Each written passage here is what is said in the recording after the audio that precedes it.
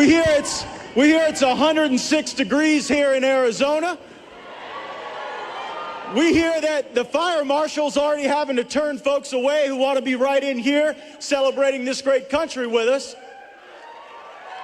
But the man who turned up the heat on the deep state, who exposed the liars and the corrupt officials, is the greatest acting director of national intelligence in America's history, my man Rick Grinnell.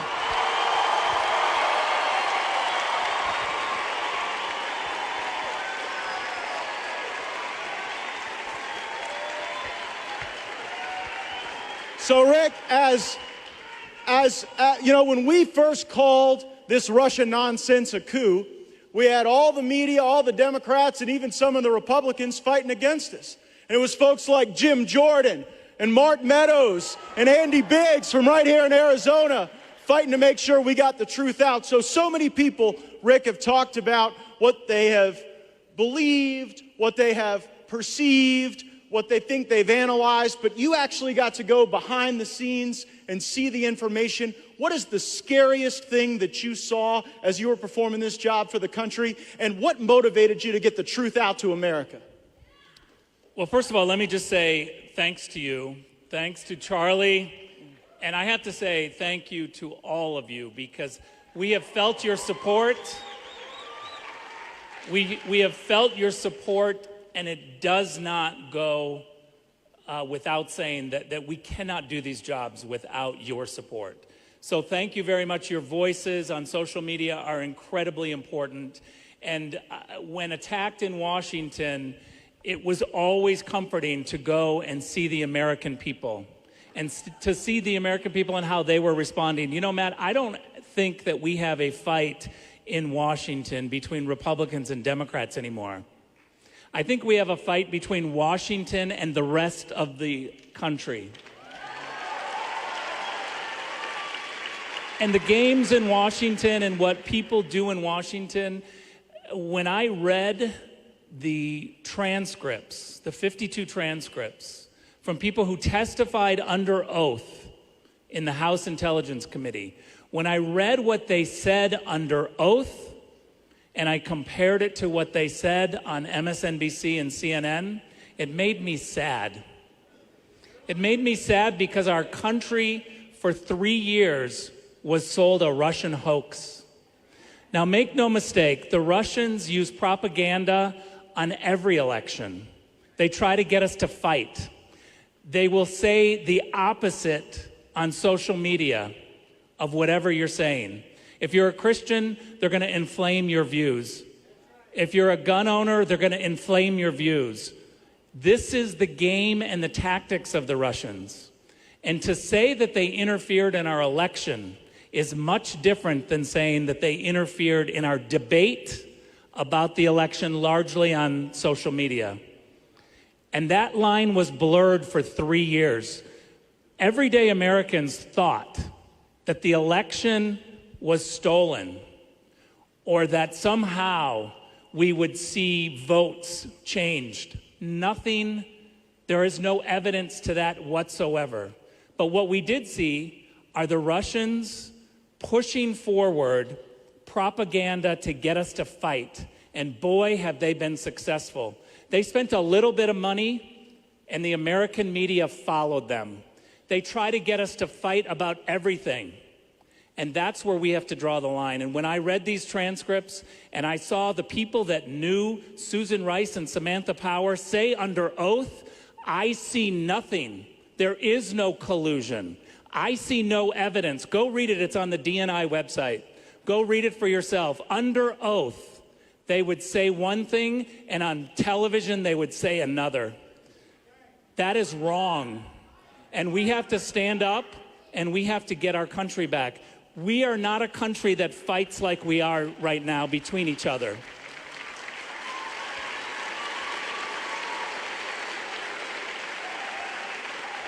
If I can say one thing that you need to remember when you're on social media, make sure that you know who you're talking to. Because if you don't know who that person is and they don't have that many followers, it just might not be somebody that you need to fight with. I think Rick, you're telling these folks not to fight with folks on social media? No ambassador in America's history has fought more on social media than Rick Grinnell. Rick, do you understand what irony is? I always know who I'm fighting with, Matt. And I do think that you have to fight. I think you have to correct the record. It's not so much fighting, it's correcting the record. When you know something, correct the record.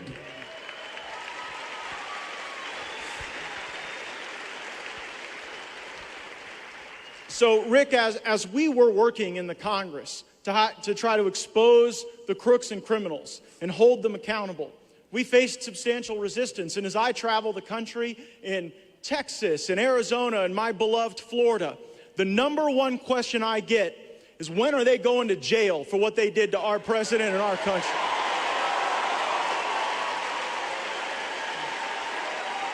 And so, Rick, my question is this. What do you believe is the strongest evidence when comparing the transcripts and the footnotes and all the information we got out that crimes were committed and that people should be held accountable? Well, let's make one thing clear. There were several people early on that raised red flags about this information. There were several people internally that stood up and said, this isn't true.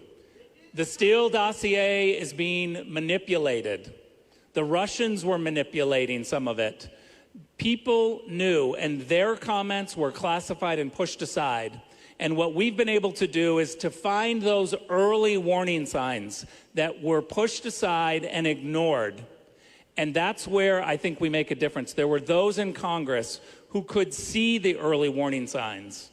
We've uncovered through declassification and through unmaskings the exact people who were trying to manipulate the narrative. Now look, when I was at DNI and I decided that it was really important to show who unmasked between the election of Donald Trump and the inauguration of Donald Trump. The reason I chose that period is because that's a really important period. That's when we know who the President of the United States is, the next one. And there's a transition. The reason we don't have an inauguration the day after the election is because we're the greatest country in the world, and you need a transition period. You need a peaceful transition of power. By the time we got to Inauguration Day, there were 67 Democrats that refused to go to the peaceful transition of power. They started out refusing to have a peaceful transition of power. That's scary. And that's what we have to push back on.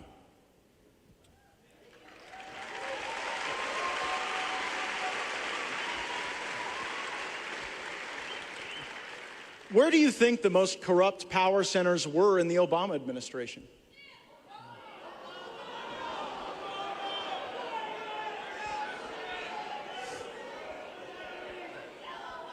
Look, I think there's no question that this narrative early on was woven not only with political types, but with friendly media types.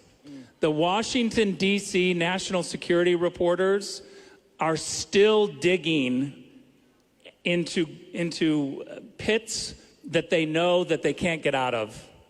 Like the WMD of years ago, when we realized that there were no weapons of mass destruction. Many news outlets put new teams, fresh eyes on the story to evaluate, what did our reporters do wrong? How did we get it so wrong? That hasn't been done. We don't see independent journalists from news organizations trying to evaluate how their own outlet got it wrong. That needs to happen, and we need to hold the editors accountable. Amen. So I think to answer your question, it's a combination of the political types, the media types. This is why I go back to the fact of the matter is we have a fight between Washington and those who want it bigger, better, bolder, and those in America who want their own lives to be more important than the lives of congressmen and senators.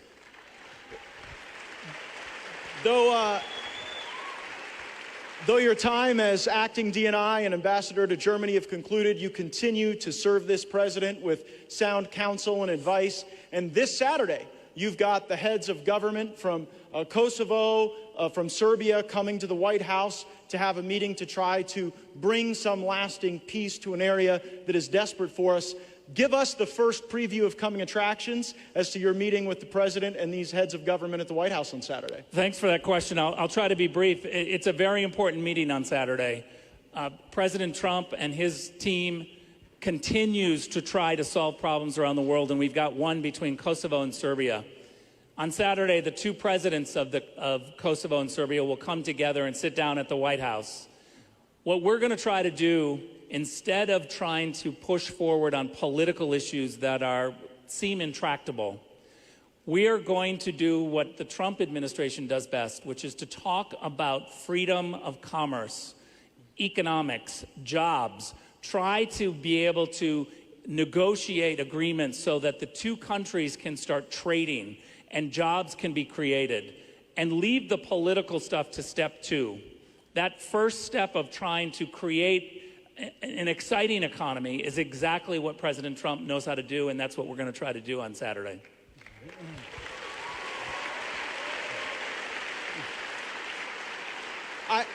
I believe that President Trump is the first American president in my lifetime not to launch us off into some new war. And it's nice that President Trump is actually trying to end wars, not start them.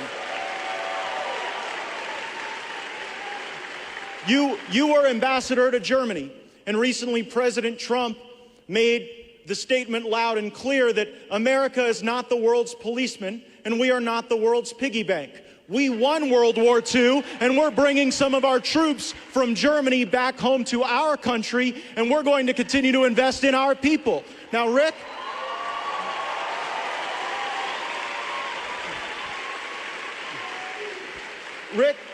it was disgusting that we had Republicans in the United States Congress criticizing our president for this decision to bring our troops back to our country. What would be your message to my fellow Republicans in the Congress who would dare take exception with the transformational leadership of our president on the world stage? This is such an important issue, and I hope that everybody gets involved with this, because if you count the rotational troops and the permanent troops in Germany, we have 52,000 troops currently in Germany. What President Trump said is, why can't we lower it to 25,000?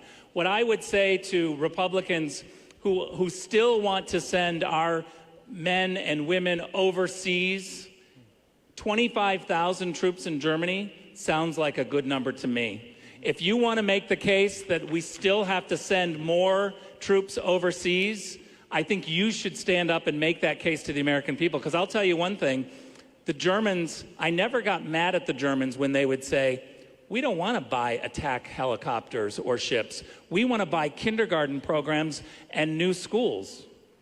And I would say, exactly, I don't blame you for that. You probably shouldn't have signed up for the NATO agreement where you said that you would pay 2%. But be careful what you teach Americans, because when you teach Americans that you deserve and they deserve the best schools instead of attack helicopters, you're going to have a real problem with bringing the troops home, because Americans also want the money spent domestically. We also want new bridges. We also want new schools. Yeah. I don't think that it's an improper thing to say we'd like to rebuild America before we rebuild Kandahar. So, staying in Germany, Rick, we remember the absurd allegations of those in the fake news about, oh, President Trump's a Russian agent. We've handed over America to Russia. Your work in Germany was some of the strongest work to push back against Russia, to reinforce our values and principles. Take a moment and just reflect on how we instilled an America First foreign policy through your work in Germany, and particularly in the energy space. Look, I spent 8 years at the UN, and I will tell you there's only one country in the entire world that gets in trouble for fighting for itself. And it's the United States of America. Every country fights for itself. Every country pushes forward what they want. Every country has diplomatic meetings where they say, here are the 10 things that we want the United States to do. It's called diplomacy. It's exactly what every country does to us. But when suddenly we turn it around and say, instead of paying for 52,000 troops in Germany, how about 25,000, and you stop buying Russian oil? Russian gas. Because the Russian gas Nord Stream 2 pipeline, remember this, we were fine with Nord Stream 1. Nord Stream 2 went too far. Too much gas going into Germany at the same time that they weren't paying their NATO bill. So I have to tell you, we were very clear to say, don't feed the beast while you're making the Americans defend you against the beast.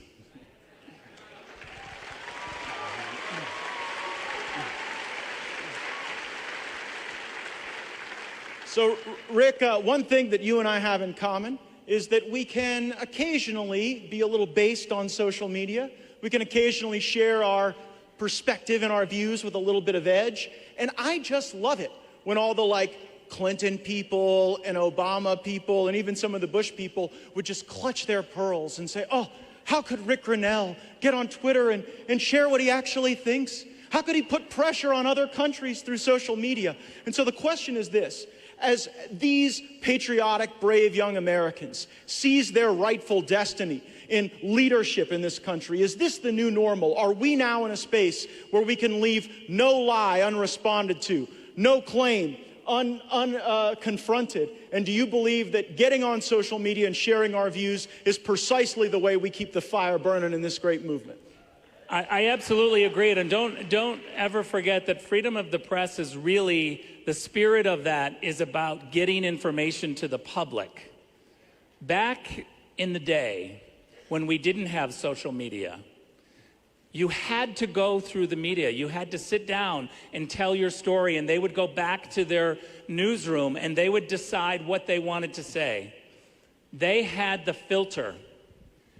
And just like many industries, the banking industry, a whole bunch of industries have been transformed through technology. So has journalism. The information needs to go to the people. The information is not to be just shared with the media and filtered by the media. The media need to remember that the information is about the people. It's for the people. And when you have social media and you have a president who gets on and speaks directly to the American people without the filter, that should be celebrated. Amen.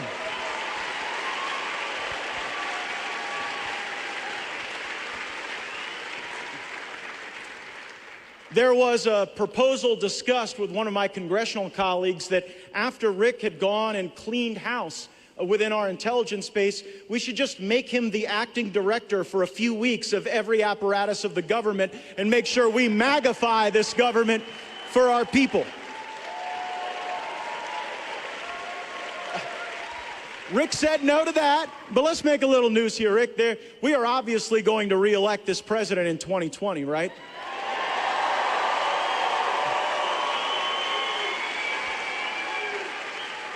And when we do, I am tired of the weak voices on the national stage. We want America First patriots in the positions that represent our great country. And so after President Trump is reelected, if he asks you, will you serve as the Secretary of State for the United States of America in a second term of the Trump administration? The deep state won't know what hit them. I don't think I can answer that. Ladies and gentlemen, get on your feet and give it up for the declassifier-in-chief, Ambassador Rick Grinnell.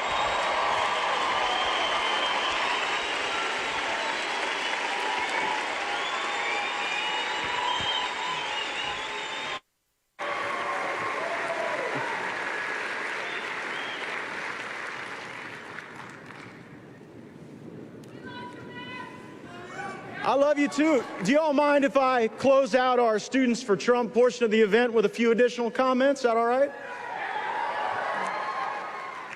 It's great to be here with so many fellow patriotic young Americans, but I come with a message and with a warning. Our great nation is under attack. It's been infected by the China virus.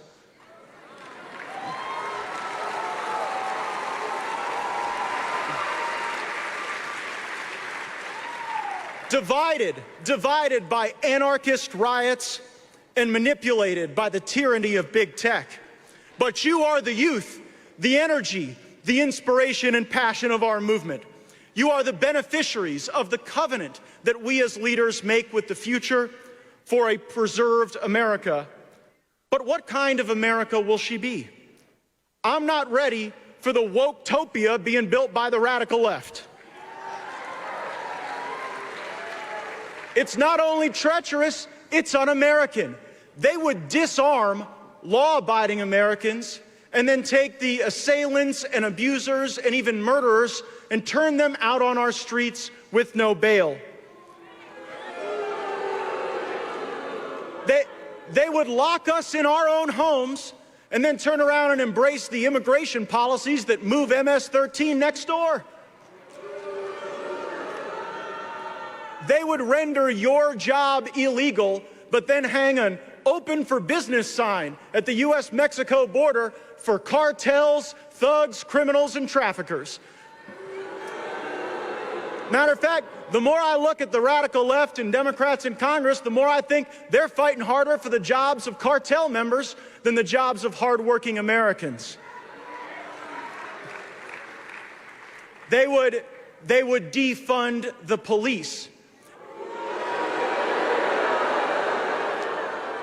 and force all of you to surrender to some racist, genderless warlord of the Chaz. Well, you know what? This doesn't look like a group that's going to sign up for surrender to me.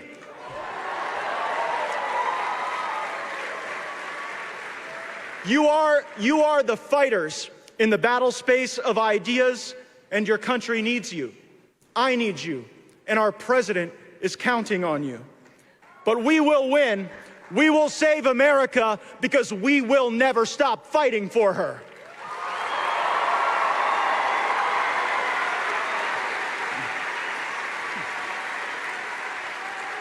Yesterday, just yesterday, President Trump signed an executive order restricting immigration and preserving the jobs, 525,000 jobs for Americans.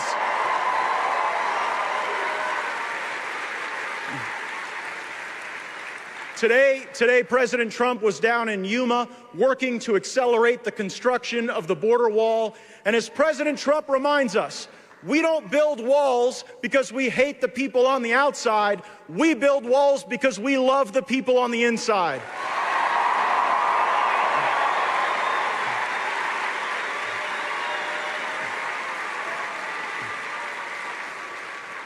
It was almost 100 years ago that these America First values were reflected in the Republican Party. Let me read to you what a prior Republican president said. Restricted immigration is not an offensive, but purely a defensive action. It is not adopted in criticism of others in the slightest degree, but solely for the purpose of protecting ourselves. We cast no aspersions on any race or creed, but we must remember that every object of our institutions of society and government will fail unless America be kept American. Calvin Coolidge accepting the Republican nomination in 1924.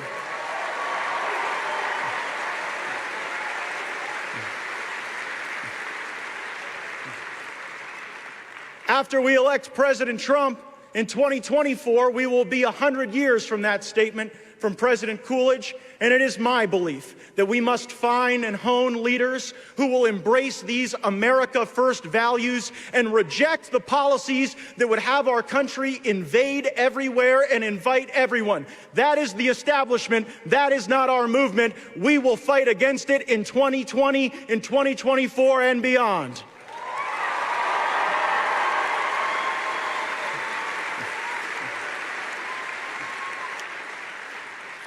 President Coolidge also said that as Americans, we are the peers of kings. And I don't think it's a bad thing if we start acting like it. Some might call that male privilege or white privilege. You know what? Those terms are just racist terms to try to tell people to shut up, and we're done being quiet.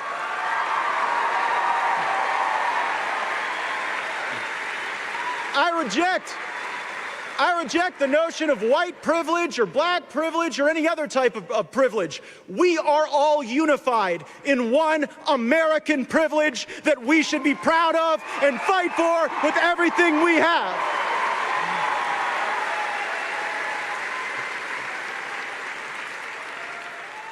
Meanwhile, the radical left would dilute Americanism with unchecked immigration as they attack and destroy our history. They want us to be ashamed of our history because they want us to be ashamed of our country. They don't think America is worth preserving, but it is. America is the greatest country that has ever existed in all of human history. Don't you ever let some celebrity or some athlete or some actor tell you otherwise. No, the woke left, they would smear and cancel all of us if they could. They'd call us grievance racists, but never surrender the frame. We should be joyous and inclusive and inviting to everyone who loves our country, because there is no cause more worthy, there is no enterprise more inspiring than to ensure the preservation of our nation and the protection of our people.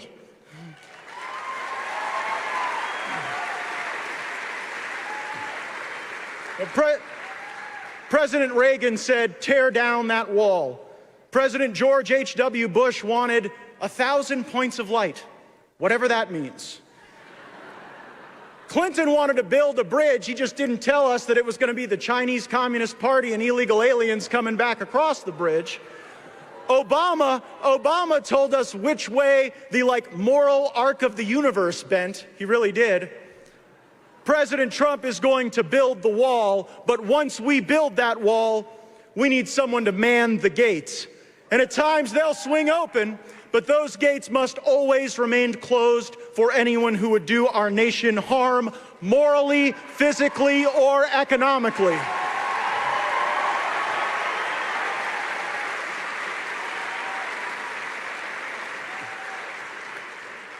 Harm to America is precisely what will accelerate the rise of Red China.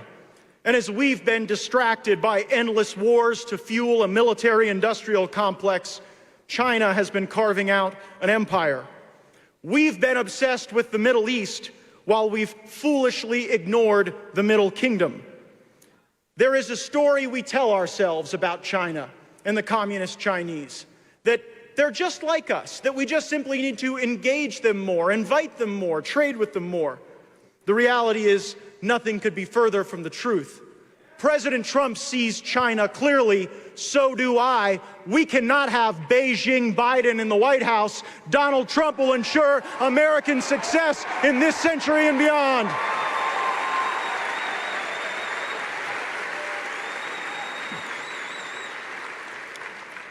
The default setting for the human species is quite literally Han Chinese.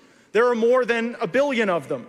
And so for America to be successful, for us to prevail and realize the highest extent of our prosperity, we must be unified, coming together with everyone contributing.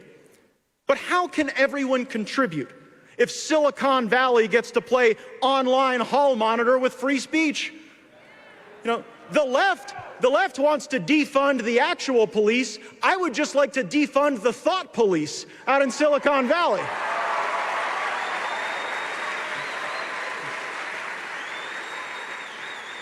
Thanks to the courageous reporting of Project Veritas, we now know that big tech cheats.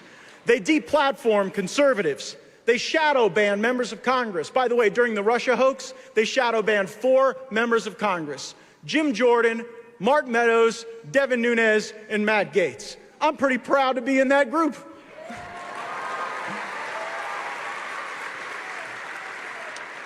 Twitter has now labeled the president. They label tweets that many of us send.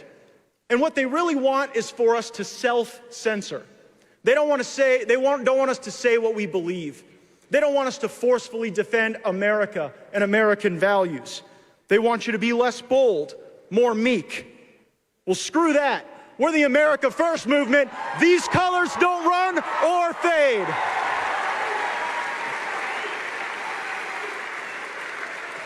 We will never apologize for American progress. We will never cave to the cancel culture.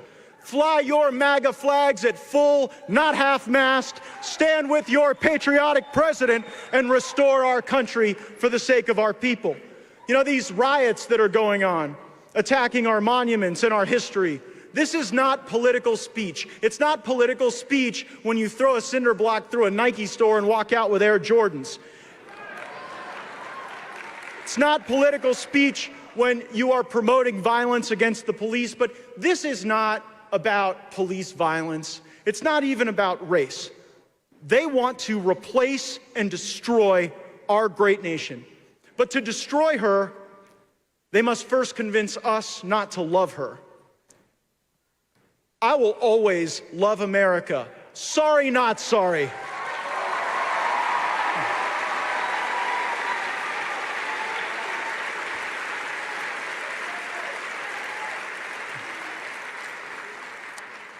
We have defended this president from impeachment, and now we must rise and defend our nation against the anarchists who would turn us on ourselves and deprive us of our sense of national identity and an American self-actualized being. They've even tried in other parts of the world to tear down the statue of Winston Churchill. Like the anti-fascists are going after the OG anti-fascist. I mean, they should have seen the other guy. Winston Churchill is my father's political hero.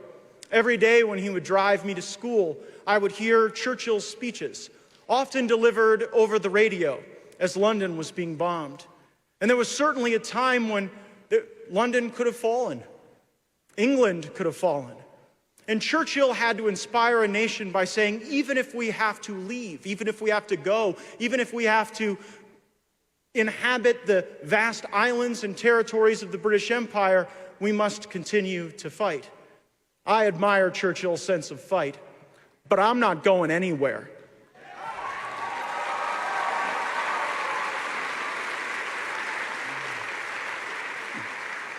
America is not just an idea or a constitution. America is our home, and we must protect and defend our home. For if she falls, there is no alternative. There is no place to go. And so let us fight with all we have for our president, for our country. Thank you for being the inspiration of our movement. Thank you for fighting. Let's go get them!